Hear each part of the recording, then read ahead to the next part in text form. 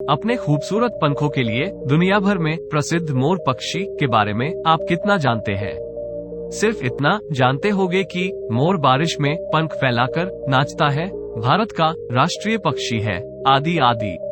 लेकिन क्या आपको ये पता है कि सिर्फ नर मोर को ही पीकॉक कहते हैं? या फिर मोर की पूंछ में कितने चंदे होते हैं? या फिर मोर क्या खाता है?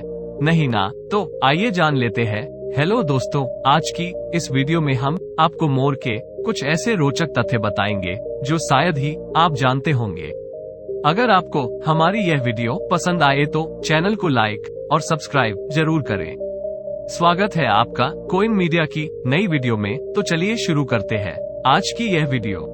एक, केवल पुरुष मोर को ही पीकॉक कहा जाता है।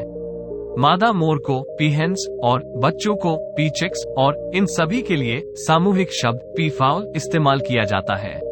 2, मोर बिना खूबसूरत चंदों के जन्म लेता है। चंदे 3 साल बाद आने शुरू होते हैं और ये केवल पुरुष मोर को ही आते हैं, जबकि मादा मोर बिना चंदों की होती है।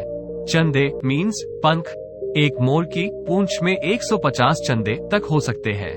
3, मोर का रंग नीला, हरा, सफेद, जामनी और धुमेला भी हो सकता है। 4, मोर के सुंदर और रंगीन चंदों की लंबाई 6 फीट तक हो सकती है, जो उसके शरीर की लंबाई का लगभग 60% भी है। 5, नीला मोर भारत का राष्ट्रीय पक्षी है और धुमेला मोर म्यांमार का राष्ट्रीय पक्षी है। 6, मोर की आवाज। मोर 11 अलग अलग तरह की आवाज निकाल सकता है। 7, मोर 16 किलोमीटर प्रति घंटा की तेज रफ्तार से दौड़ सकते हैं और इतनी ही रफ्तार से उड़ भी सकते हैं। ये धरती पर सबसे बड़े उड़ने वाले पक्षियों में से एक है।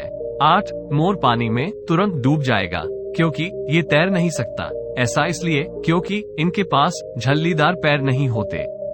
9, मोर को भारतीय वन्य जीव अधिनियम 1972 के तहत संरक्षित किया गया है। आप इसका शिकार नहीं कर सकते।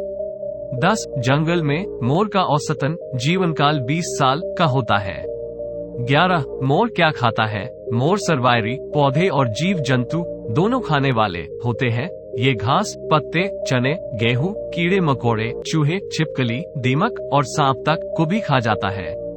इसलिए इन्हें किसानों का अच्छा मित्र भी कहा जाता है।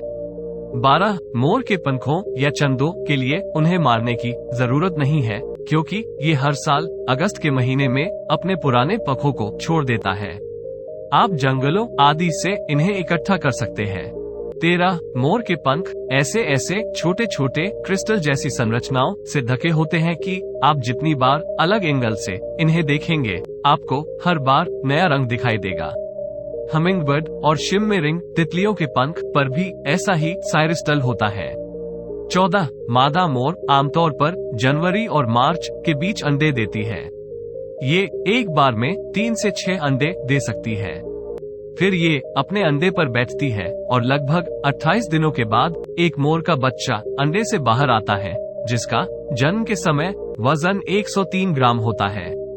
मोर का बच्चा अपने जन्म के 1 दिन बाद ही चलने, पीने और खाने लायक हो जाता है।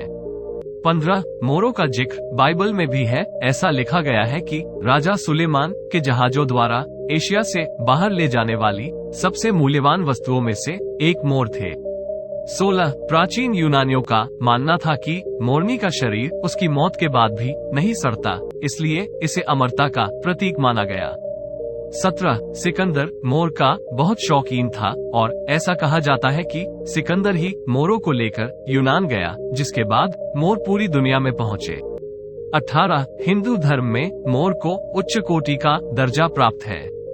इसीलिए श्री कृष्ण के मुकुट में मोर का पंख लगा था और इसीलिए मोर कार्तिक भगवान का वाहन भी था।